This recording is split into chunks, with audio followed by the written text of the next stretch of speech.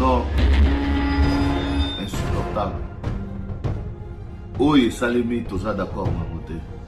Je crois que tout va Mutu mokote azali na bino bandeko balandi partout bomesana kolanda biso na Wilfa télévision chaîne na bino ya sika nde boyebi kaka rendez-vous ya kozwa ba analyse ya solo nde tobengaka yango nga na bino analysons ensemble sur ba actualité socio-politique pe socio-économique à la République démocratique du Congo. Tikana bisa bino kimia régné partout na mabota na bino mokolo ya lelo toye koyebisa bino lisusu par rapport ya dépôt ya lettre ya démission ya mwana mboka Jean-Marc Kabund kuna na Assemblée nationale na poste na ye ba député batikala kimia te bango pe ba député ya UDPS ba déposa ki pe lettre na bango ko soutenir en tout cas dépôt ya démission ya mwana mboka Jean-Marc Kabund balobi baza pour a démissionner parti ekokufa te partout ezali état d'esprit donc ce qui accueilli parti eko vivre kaka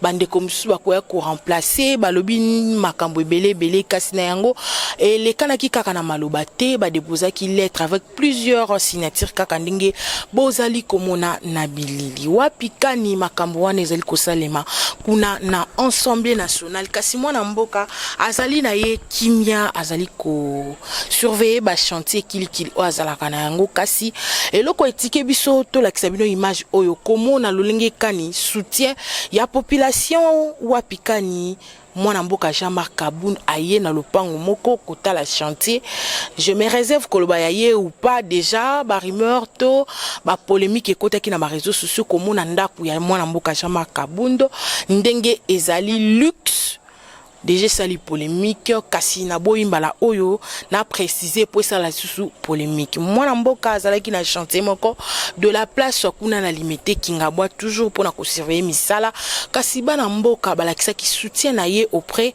ya Jean-Marc Kabund to landa ndenge nini ba bandai ko apporter ba encouragement et puis tozonga pour na ko continuer analyse na biso c'est parti.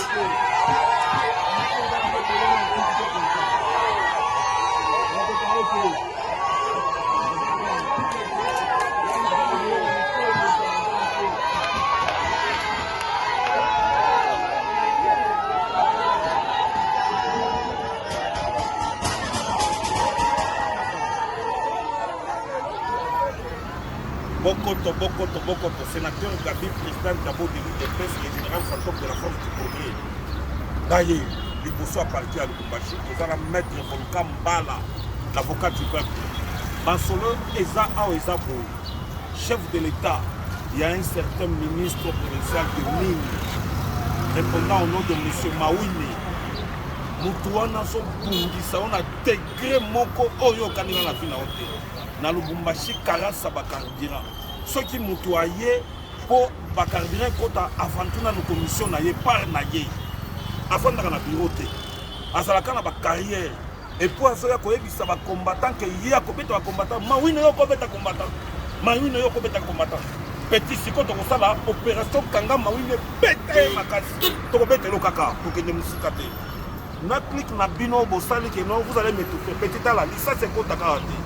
Olena poisson okolia ngo yobo oyeba na minute oyo makambo nyonso za na mesa carence ya carburant akosakana te na Lubumbashi qui à la base mawine yena bande na bango bazana ona présidence kuna ya Batani Banza te mafieux bango basali ba conséquence Didier Boudimbu le génie blanc ozana Lubumbashi na minute ozana réunion na kambolombolo wana étouffé bango bako sotenga moko général fantôme na sana sa mabele awa soki bakosio benga ngai na ya koyanelo yo masoleza na katanga awa bande mafia de voleurs bato kunza fati yo kasi biso ko banga bino mawine soto kangi so ko mata to ko beta yo abule rouge o ba beta yo za muke yo za nanzo to ko bunda bitumba tala ngala kata o na tikela moi malobe pas maître Mbala volcan du peuple yepa aloba volcan du peuple.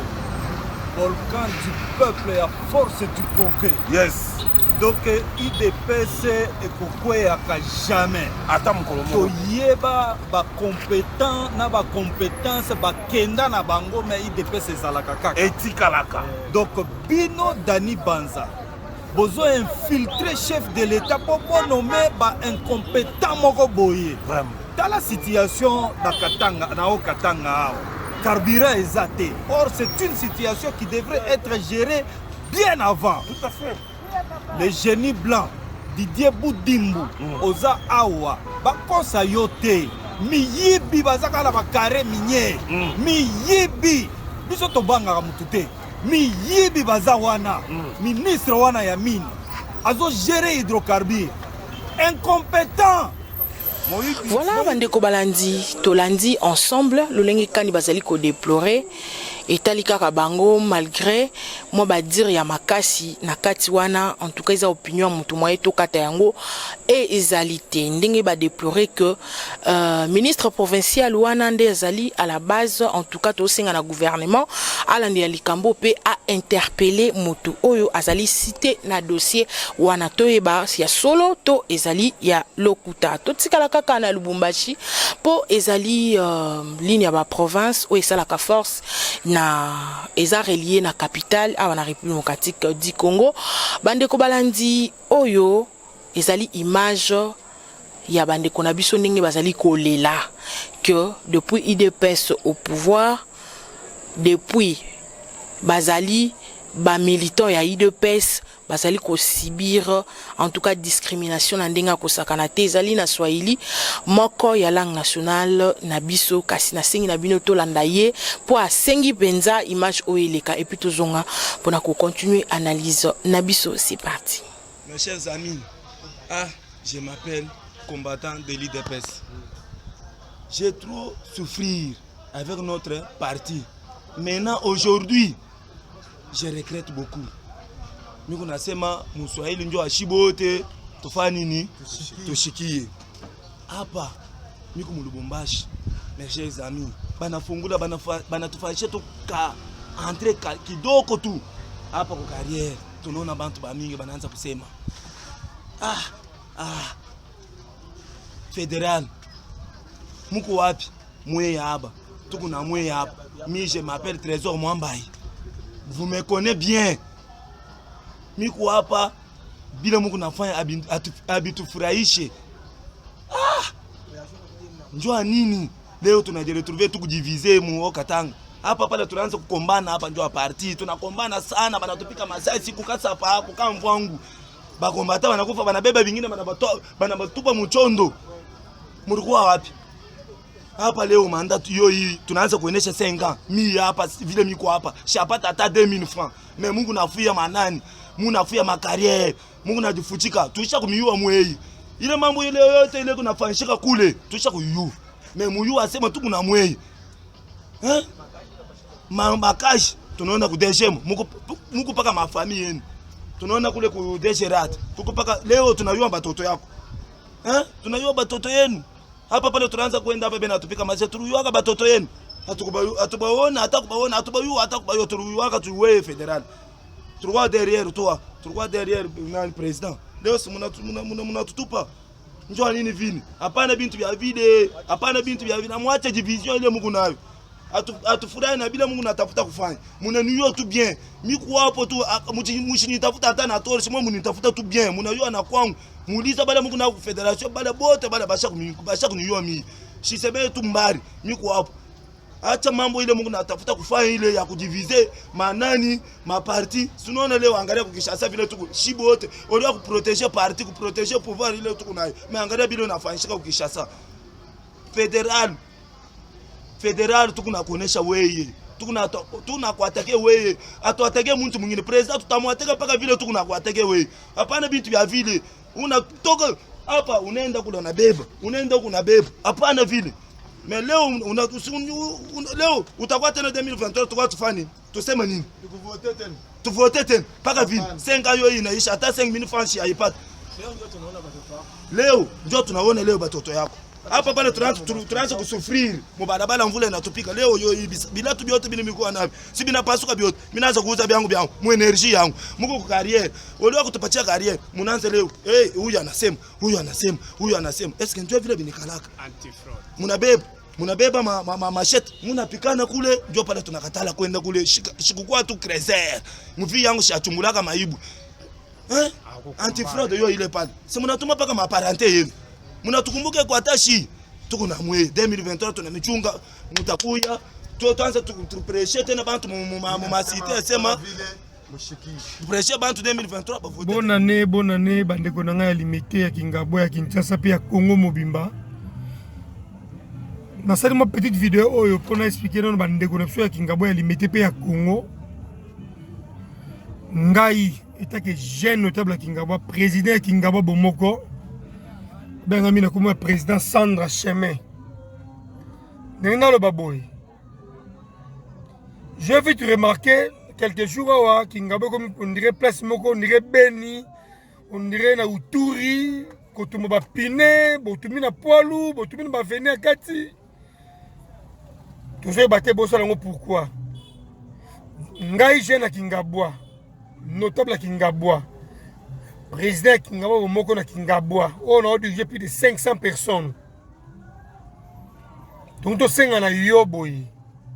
Ce qui te faut taka yo, c'est pour l'honorable Chekoko Mulumba. Kingabwa ça va désordre té. Ba maman ba oteka sou bete pour mo boulou. Bino ba to bozo sa mo boulou na Kingabwa, bo ba na Kingabwa té. Boza ja identifié, boza ba na Kingabwa té. Botika osala ba désordre na kata Kingabwa. Chef de l'État, président Félix, on a pas mbote ba respect Belès Kazali, Mokonzi. Mutu moko ta ko sa yo soki to vota yo ta pona mutu wana te. To vota yo chef de l'État Félix Tshisekedi, to vota payé pour honorable Chekoko Mulumba. Na pesa ordre na prison, na hôpital bo voter chef de l'État, bo voter benen de konabiso wana. To pesa confiance. Mais ce qui est, les gens qui ont manqué chef de l'État, commandant suprême, qui n'a pas dans la place de. En tout cas, tu bêtis c'était, Moboul, qui n'a pas de. Tu boy. Ce qu'on continue, Roson et Sikouta, qui n'a pas de abisso. Bisso n'est pas colo qui n'a pas. Tu boy, Moboul, qui n'a pas. Respect le chef de l'État. Uyami batna lupangu na yo ba bêtise comme chef de l'État to boye loko wana biso ba notable Kingabwa ngai mwana ya Kingabwa biso ne ba kolo Kingabwa to boye ben poli ba makaba konzamboka to boye yango o eza Beni te eza Ituri te eza sika ba no sabo bulu te s'il vous plaît pardon bana ba mike ba otanga tu za kimia ba mama na kweba te ka biloko na bango to boye mo bulu soki to vota yo eza pona Chekoko Mulumba.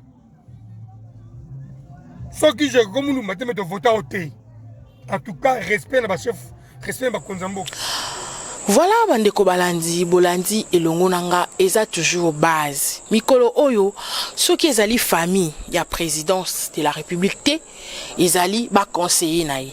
Ceux qui ezali ba conseiller nae té, ezali base. Ceux qui ezali base té, ezali makambuki. Bozo mona té que ces derniers, na Kinshasa, to na République démocratique du Congo, actualité zaka moko baza lobby baza sali conseiller sali famille lobby mais bozali ko participer to bozali ko bongisa vraiment mandat chef de l'État to ebi déjà mandat oyo to lo ba vrai sur 100% ezaka 30% nde esimbi nyoso wana esimbi te liboso zala ki blocage OFC ça bloqué to comme les nyo sacré oh voilà mais si koyo nyoso wana ekoi to komina phase ya base n'est-ce pas? Tozoye bate ezaki ndoki tozoye bate ezali nini en tout cas to fungana no miso pour 2023 nazobeta cité ezali musikati eza tango oyo base esengeli ezala na lisanga pona kopesa bokasi na parti na bango wana wapikani 2023 ekoya baye bakolonga ou soit ya koluka déjà banani bakobimisa lokola ba en tête na 2023 kasi la même base ezali bango moko ko favoriser échec na bango na 2023 to benga yango nini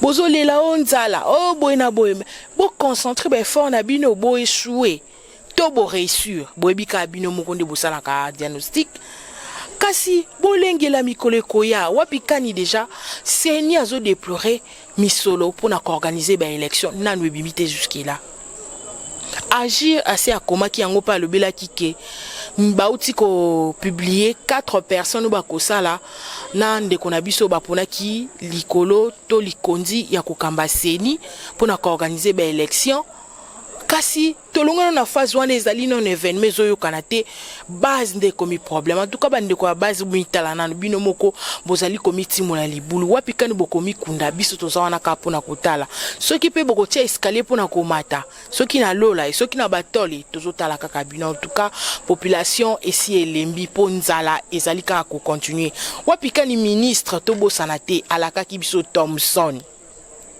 wapi Thomson ba feti eleki wapi Thomson ba ministre oyo est-ce que bazana mutu moko ko contrôler bango na belaka toujours il faut commission moko ya ko surveiller bato batina ba poste wana ezala bande ko balandi wapi kani mokonza mboka ba memaki ekuna na ntsele pona kotala ba dépôt ya chambre froide basali ekobanda kokotisa bambisi bazokanga na fleuve na biso tomona ki nzokande ezali nango kaka ba frigo ya mutu soni pena bolongoli président de la république alati bien aye pena putu pona ko inaugurer ba frigo ya mutu lelo ministre wana est-ce que ezali interpellé est-ce que ba contrôler est-ce que mbongo wana ebimaki et ça qui kaka musala wana il faut commission moko ya suivi pour na kolandela ba action nyonso ba ministre ba kosala IGF mikolo a pemie tozo kasute IGF asala ki boye azongisa ki boye détournement ils a participé mawa en tout cas réalisateur ça nga déjà signe ki ngonga ici pusani en tout cas, vous aurez rendez-vous na bino na Wilfa télévision tous en pour na conseil analyse sur actualité politique en République démocratique du Congo. Vous s'abonner massivement na chaîne na bino, chaîne na biso et kosala biso vrai bien toujours répéter tous en on a faible commencement grâce na bino nde tokokende liboso. Grand merci na balandi minene ya Wilfa télévision na moni papa drame le maire Wapikani Azalina Paris na sanité, hein, le professeur Jean Makera Matafoi dit depuis Canada na sanité, le grand pasteur Willy Montouadi, papa Norbert Kazadi à Lubumbashi, la moni grand combattant Silva Mafuta Narissi, sans oublier le prophète Jérémie Silva de Munza ou Azalina Irlande, Molandimune à Wilfa Télévision. Quant à moi, je dis merci na assistance ya Madame Fistine et Longo na stagiaire Nabiso, sans oublier l'assistance il y a ingénieur junior. Quant à moi, je vous dis au revoir. On se retrouve au prochain numéro. Bye.